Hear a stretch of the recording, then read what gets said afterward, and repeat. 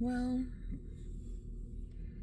I reckon I'm grateful for the fact that I got some kind of help today, but I still feel like there's a big disconnect between the help that they can actually offer and whatnot. Like, okay, so one of the doctors calls today and they didn't even have on there two of the what's really three medications, but it's two different types. But no, one of the types is two different strengths. So they didn't even like have that.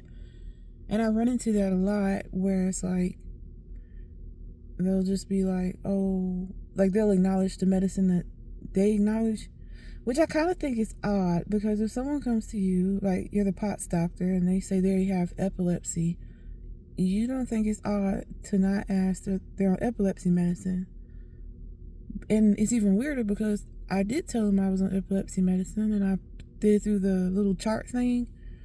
So I don't know what happened. I don't know if maybe my chart is like, maybe they don't look at that, or maybe a lot of people don't update it. That's what I'm thinking. Like, a lot of people don't update it. So when you go there and they're asking you about the medicine that they give you, you know what I mean? Like, it causes a miscommunication because on one hand, it's like they're telling you, like, how do I say this? The doctor comes to you, they verify the medicine that they gave you, so you're thinking, oh, okay, like they just want to check on what they are in charge of refilling, not knowing that they haven't looked into the chart and seen that you take other medications as well. I hope that makes sense. Or it could have just been my own error, like maybe I put it in, but because my stuff is linked on my chart, what if I don't know, like what if it just didn't save or whatever? You really never know. But learn, all you can do is learn a lesson from it, I reckon. So at least that's fixed, and that's what matters, is that that's fixed. Try to look into some home infusion stuff and some IV centers today. But apparently there's only one place that does it nearby, and they no longer do saline anymore or stuff like that.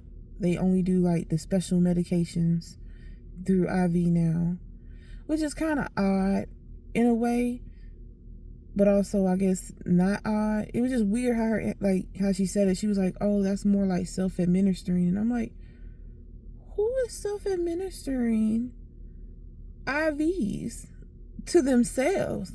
Honey, not me. I was like, I'm not gonna try to inject myself. Like, the sheer fear. Like, it was just an odd choice of words, but maybe that's not what she meant. Maybe she meant, like, I don't know what she meant, but I don't know. Like, but that's what she said, and that's how it came off to me. But either way, I didn't bother to clarify because it didn't matter at that point, because they just didn't offer it anymore. Not in office and not with home. So I don't know. So now I have to look into these other places tomorrow. That's my job for tomorrow, to look into other places and see if they take the insurance. Or just call the insurance people back again, like the locator thing, and be like, hey, is there a place that does it, period, like without the home part, because so maybe I'll look up there and see if they have one like closer by that I might be able to take the bus to, because driving is not a reliable option, considering one, I can't drive, and then two, like, I just don't have people waiting on me hand and foot, to just take me places, and I can respect that because they're adults with their own issues and their own problems. And also just basic, like, respect to the fact that I also understand that. So I don't want to just keep asking to keep getting to places, especially when they're not even close by, And then there's the part about, not working. It's like, so then they try to hurry up and set up another appointment. And I'm like, fine, but I don't think y'all really get my concern, which is the fine details. And it's like, I don't feel like they listen to you when you're like just being honest, like, hey, it's been 3 years, maybe this is the best that I get, and that's okay. But it's like, I don't know if it's a pride issue or I don't know what that is. It's very odd. It's like the doctors want to keep pushing it like you're okay, but you're not. You're more able to like be seen off normal, but that doesn't mean that you are. You still have hiccups, and it's like, but my hiccups are like not little hiccups. Like my vision plays with me a lot. You know, that's a big one. Like your vision just blurring out whenever it wants. There's a lag on stuff when it wants. It's just always one more thing they want you to do, one more thing they want you to do. And it's like, bro, like it's okay to just say, like everyone doesn't have endless bank account. Everyone's not trying to rack up crazy debt while they're not working, thinking, oh, I'll get to it, because that's not guaranteed.